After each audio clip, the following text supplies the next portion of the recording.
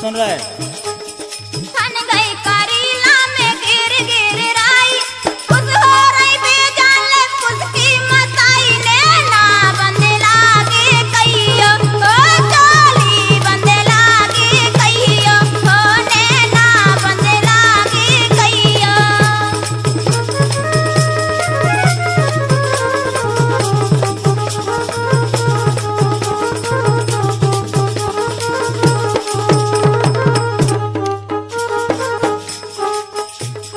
काया मान भैया और करीला में जब गिर गिर राइट हनी तो हमारे अमान भैया बढ़िया ढोलक बांध के घुटन्ना डाल के जे पहुंचे देखो राई में नचे नारी नचे। सुन रही राई में तो बेई नचत बढ़िया असली और का नचे नारी नचे रे नचे नारी नचे रे नचे नारी नचे बाजे क्षमा क्षम घोंगरिया ए नचे नारी नचे बाजे क्षमा क्षम घोंगरिया।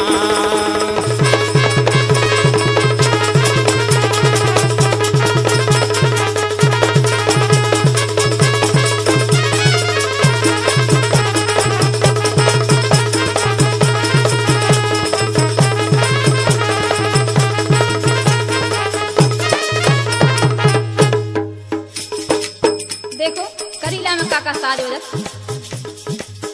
रमी तूला बजरी रमी तूला बजे सुर सुर में बाजे ढपलिया ये रमी तूला बजे सुर सुर में बाजे ढपलिया ये रमी तूला बजे सुर सुर में बाजे चले ढपलिया। चलो क्या बात है भैया।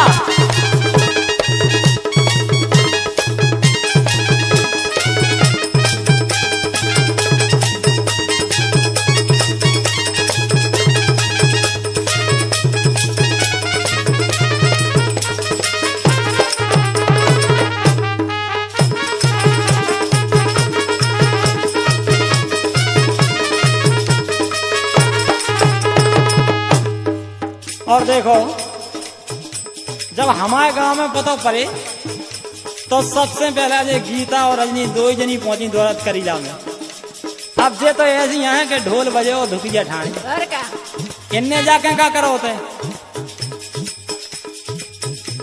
के जे आ गई सज के गीता रजनी चरुआ अंगन धरावे जे आ गई सज के गीता रजनी चरुआ अंगन धरावे।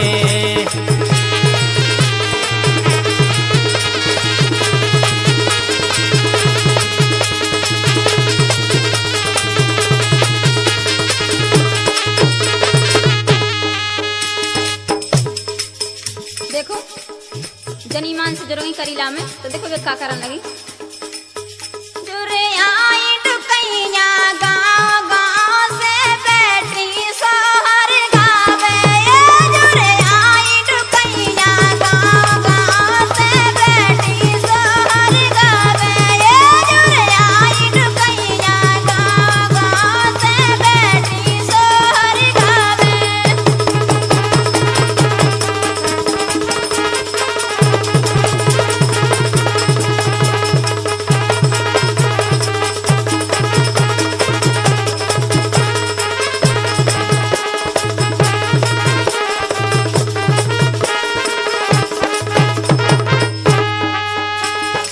जोरियाई डुकैया गांव गांव से। और का अब देखो जब लबकुश तनक और बड़े भाई तो ये सीता जी के लाने परेशान करने लगे कबहू जैसे रोल लगे दो इकट्ठे तो सीता जी उनके लाने समझा रही हूँ का कहें देखो आप।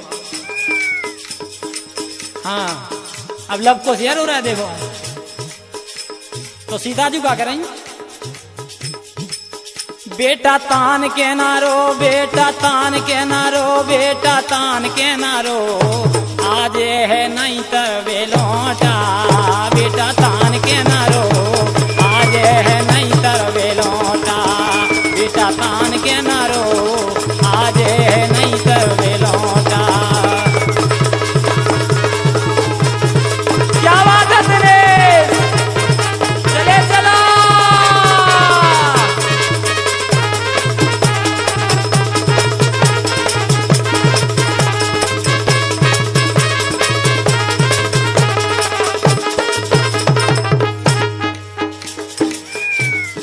देखो जब सीता जी लव और कुश के बीच में पड़ी तो लव कह रहे माँ मुझे दूध पिला और कुश कह रहे माँ मुझे दूध पिला। तो सीता जी बोली कि अब एक को प्यार तो एक रो तो एक को प्यार तो एक रो। तो देखो वे क्या बोली,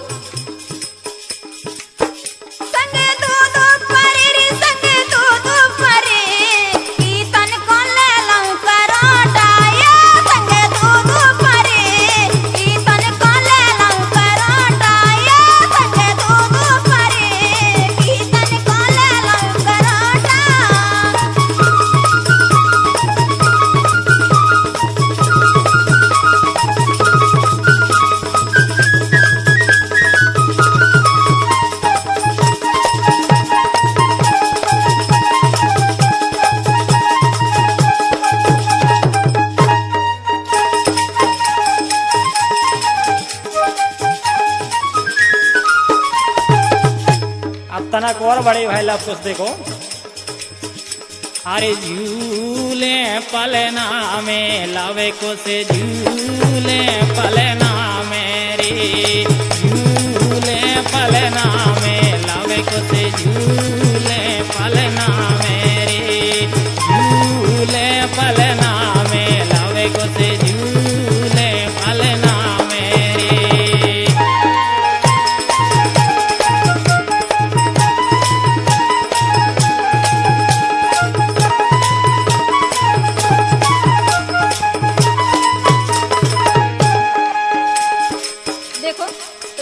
खेल में जान लगे तो देखो काबुली में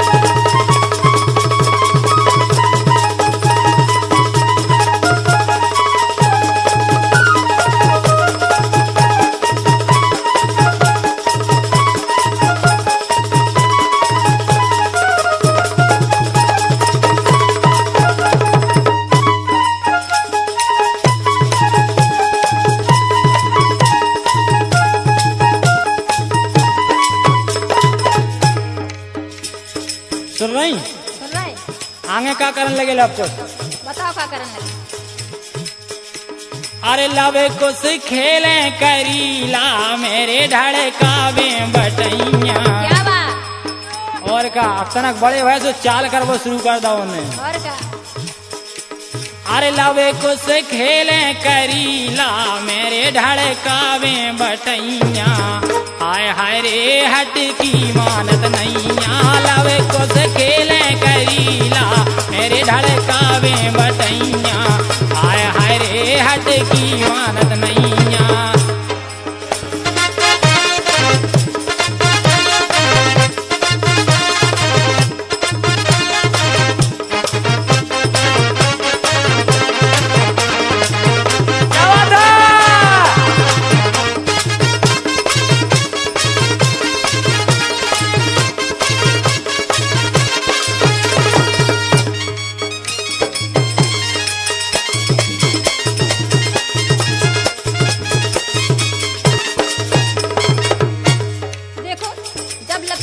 बड़े और हो गए तो देखो कितनी सेवा करने लगे मैया जानकी की।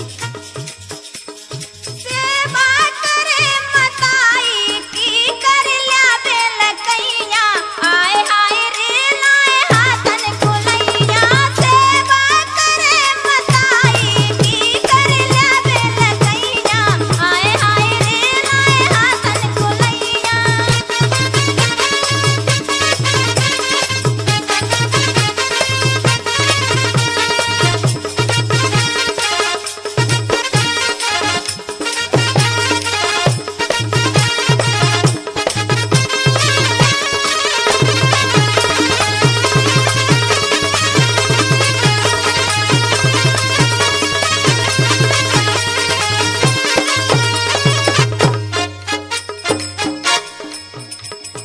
अब एक दिन आगे बात सुनो आप।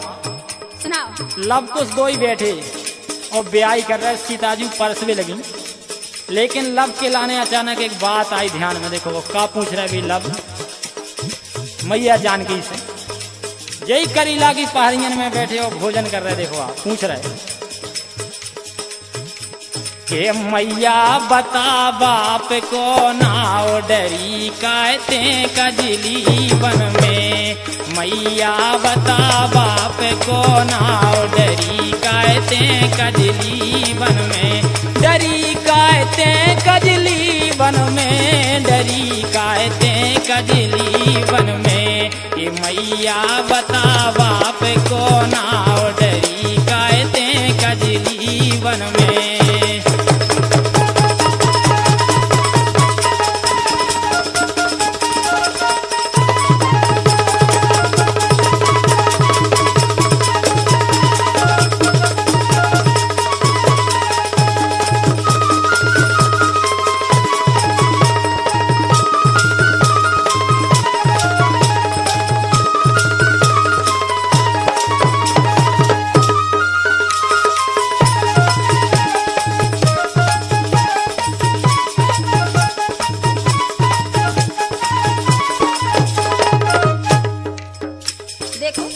सीता जी लब और कुछ ठिकाने खाना खिला रहे हैं। तो लब बोले कि माँ हमें पिताजी को नाम बताओ, के गांव को नाम बताओ। मैया जानकी ने सुनी तो आंखों में से आंसू आ गए। और का बोली, बेटा तूरे बाप को गाँव भूल गई ने कजली बन में। बेटा तूरे बाप को गाँव भूल गई ने कजली बन में। भूल गई मैं कजली बन में, भूल गई मैं कजली बन में। बेटा तूरे बाप को गाँव भूल गई मैं कजली बन में।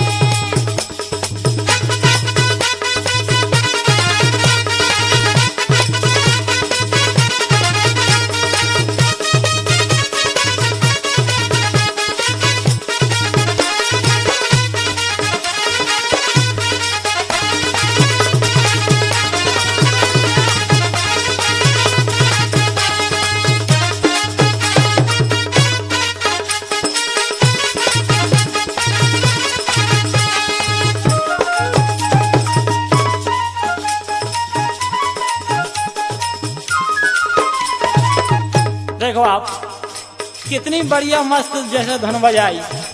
वही धुन को सुन के हमारे दिनेश कुमार प्रजापति देखो आप कैसे वो चक्कर हो गंगा सा विकट मजाए आओ भज्जू महाराज। देखो हमारे ये तन्ना है फिर रहे अपना झी का मजाक की तो बात ही है। लेकिन लब कुछ की देखो बे अब थैला लेके पड़वे जान लगे अपने गुरु जी के पास। और का और पढ़वे जावे दोई भैया, पढ़ लिखे हो गए विकट लड़ैया। पढ़वे जा रहे दोई भैया, पढ़ लिखे हो गए विकट लड़ैया।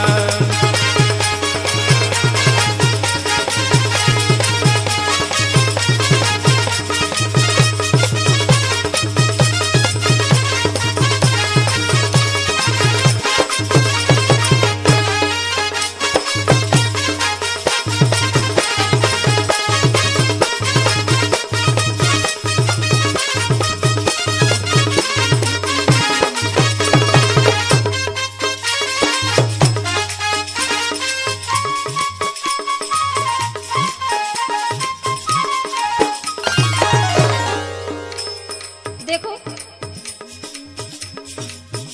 वाल्मीकि ने तो पढ़वे जा ही रहे। मैया जानकी होमवर्क करा रहे घरे और का सिखा रहे घरे